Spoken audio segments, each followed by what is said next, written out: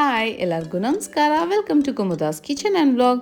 ನಾನಿವತ್ತು soya chunks ಹಾಗೂ ಪನೀರ್ ಹಾಕಿಬಿಟ್ಟು ಪನೀರ್ ಬಿರಿಯಾನಿ ಮಾಡೋದು ತೋರಿಸ್ತಾ ಇದ್ದೀನಿ.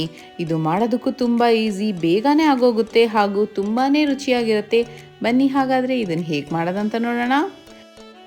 ಈಗ ಫಸ್ಟ್ ನಾನು ಒಂದು ಫ್ರೈಯಿಂಗ್ ಪ್ಯಾನ್ ಇಟ್ಕೊಂಡಿದ್ದೀನಿ. ಇದಕ್ಕೆ ಅರ್ಧ ಟೀ ಸ್ಪೂನಷ್ಟು ತುಪ್ಪ ಹಾಕ್ಕೊಳ್ಳೋಣ. ತುಪ್ಪ ಹಾಕಿಬಿಟ್ಟು ಸಿಮ್ಮಲ್ಲಿ ಇಟ್ಟಿರಬೇಕು. ಸೊ ತುಪ್ಪ ಎಲ್ಲ ಕರಗಾದ್ಮೇಲೆ ನಾನಿಲ್ಲಿ ಒಂದು ಸಣ್ಣ ಪ್ಯಾಕೆಟಷ್ಟು ಪನೀರ್ ತೊಗೊಂಡಿದ್ದೀನಿ. ಅಂದರೆ 200 ಗ್ರಾಮ್ಸ್ ಪ್ಯಾಕೆಟ್ ಪನೀರ್ನ ಸಣ್ಣ ಕ್ಯೂಬ್ಸ್ ಆಗಿ ಕಟ್ ಮಾಡಿಬಿಟ್ಟು ಹಾಕೋತಾ ಇದ್ದೀನಿ. ಈಗ ಪನೀರ್ನ ತುಪ್ಪದಲ್ಲಿ ಸಿಮ್ಮಲ್ಲಿ ಇಟ್ಬಿಟ್ಟು ಹುರ್ಕೊಳ್ಳಿ. ಈ ಥರ ಗೋಲ್ಡನ್ ಬ್ರೌನ್ ಆಗಬೇಕು. ಇವಾಗ ಇಷ್ಟ ಆಗಿದೆ, ಇದನ್ನು ಸೈಡ್ಗೆ ಇಟ್ಬಿಡೋಣ. ಈಗ ಬಿರಿಯಾನಿ ಮಾಡ್ಕೊಳ್ಳೋಕ್ಕೆ ಕುಕ್ಕರ್ ಇಟ್ಕೊಂಡಿದ್ದೀನಿ. ಅದಕ್ಕೆ 4 ಟೇಬಲ್ ಸ್ಪೂನಷ್ಟು ಎಣ್ಣೆ ಹಾಕ್ತಾಯಿದ್ದೀನಿ.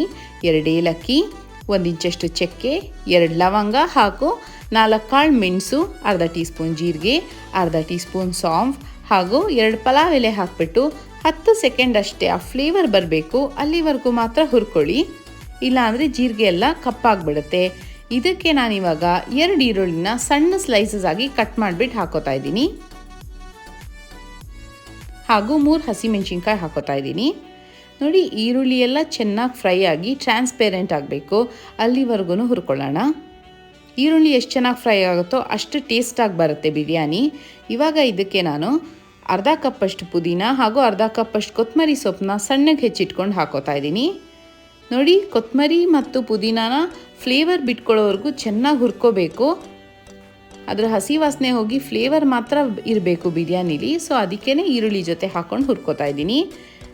1 ಟೇಬಲ್ ಸ್ಪೂನಷ್ಟು ಶುಂಠಿ ಬೆಳ್ಳುಳ್ಳಿ ಪೇಸ್ಟ್ ಹಾಕೋಣ. ಇದನ್ನು ಒಂದು 10 ಸೆಕೆಂಡ್ ಹುರ್ಕೋಬೇಕು. ನೋಡಿ, ನೀವೇನೇ ಒಂದು ಐಟಮ್ ಹಾಕಬೇಕಂದ್ರೂ 10 ಸೆಕೆಂಡ್ ಗ್ಯಾಪ್ ಬಿಟ್ಟು ಹಾಕ್ಕೊಳ್ಳಿ. ಆವಾಗ ಒಂದೊಂದು ಐಟಮು ಚೆನ್ನಾಗಿ ಫ್ರೈ ಆಗುತ್ತೆ.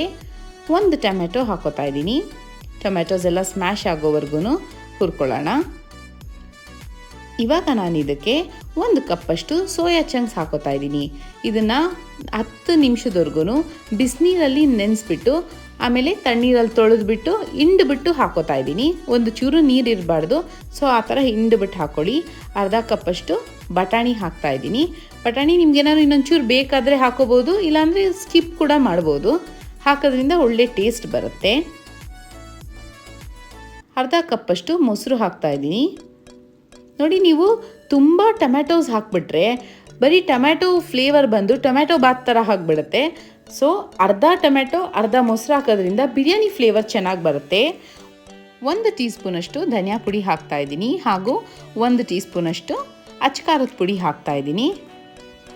ಹಾಕ್ಬಿಟ್ಟು ಮಿಕ್ಸ್ ಮಾಡ್ಕೊಳ್ಳೋಣ. ಈಗ ಇದಕ್ಕೆ ಅರ್ಧ ಟೀ ಸ್ಪೂನಷ್ಟು ಅರಿಶಿನದ ಪುಡಿ ಹಾಕೋತಾ ಇದ್ದೀನಿ ಹಾಗೂ ಅರ್ಧ ಟೀ ಸ್ಪೂನಷ್ಟು ಗರಂ ಮಸಾಲ. ಇಷ್ಟನ್ನು ಹಾಕ್ಬಿಟ್ಟು ಮಿಕ್ಸ್ ಮಾಡಬೇಕು. ನೋಡಿ, ಒಂದು ಸಲ ಪುಡಿ ಹಾಕ್ಬಿಟ್ಟು ಮಿಕ್ಸ್ ಮಾಡಿದ್ಮೇಲೆ ಸ್ಟವ್ನ ಸಿಮ್ಮಲ್ಲಿ ಇಟ್ಕೊಂಡು ಮಿಕ್ಸ್ ಮಾಡ್ಕೊಳ್ಳೋಣ. ಈಗ ಇದಕ್ಕೆ ಫ್ರೈ ಮಾಡಿ ಇಟ್ಕೊಂಡಿರೋ ಅಂಥ ಪನೀರ್ನೆಲ್ಲ ಹಾಕ್ತಾ ಇದ್ದೀನಿ. ಆಗಲೇ ಫ್ರೈ ಆಗಿರೋದ್ರಿಂದ ಲಾಸ್ಟಲ್ಲಿ ಹಾಕ್ತಾ ಇದ್ದೀನಿ.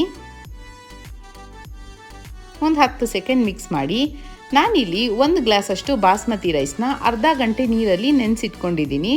ಇವಾಗ ಈ ಬಾಸ್ಮತಿ ರೈಸ್ನ ಹಾಕೊಳ್ಳೋಣ. ನೀರಲ್ಲಿ ನೆನೆಸೋದ್ರಿಂದ ಅನ್ನ ಚೆನ್ನಾಗಾಗುತ್ತೆ.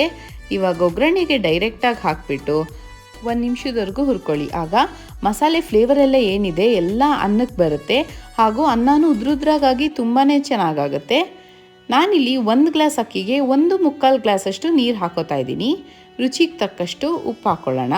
ಹಾಕ್ಬಿಟ್ಟು ಒಂದು ಕುದಿ ಬರಬೇಕು, ಅಲ್ಲಿವರೆಗೂ ಲಿಡ್ ಕ್ಲೋಸ್ ಮಾಡಬಾರ್ದು. ಆಮೇಲೆ ಒಂದು ಲಿಡ್ ಕ್ಲೋಸ್ ಮಾಡಿ 2 ವಿಸಿಲ್ ಬರೋವರೆಗೂ ಕೂಗಿಸ್ಕೋಬೇಕು.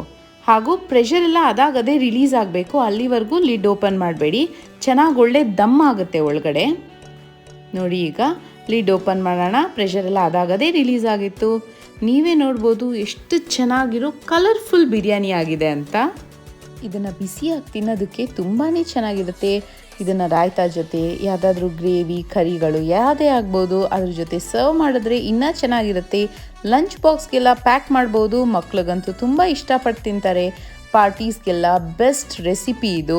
ನೀವು ನಿಮ್ಮ ಮನೇಲಿ ಟ್ರೈ ಮಾಡಿ, ನೀವು ಖಂಡಿತ ಇಷ್ಟಪಡ್ತೀರಾ. ನನ್ನ ವಿಡಿಯೋ ನಿಮ್ಗೆ ಇಷ್ಟ ಆಗಿದ್ರೆ ಲೈಕ್ ಮಾಡಿ, ಶೇರ್ ಮಾಡಿ, ಕಮೆಂಟ್ ಮಾಡಿ ಹಾಗೂ ನನ್ನ ಚಾನಲ್ಗೆ ಸಬ್ಸ್ಕ್ರೈಬ್ ಮಾಡಿ. Thank you.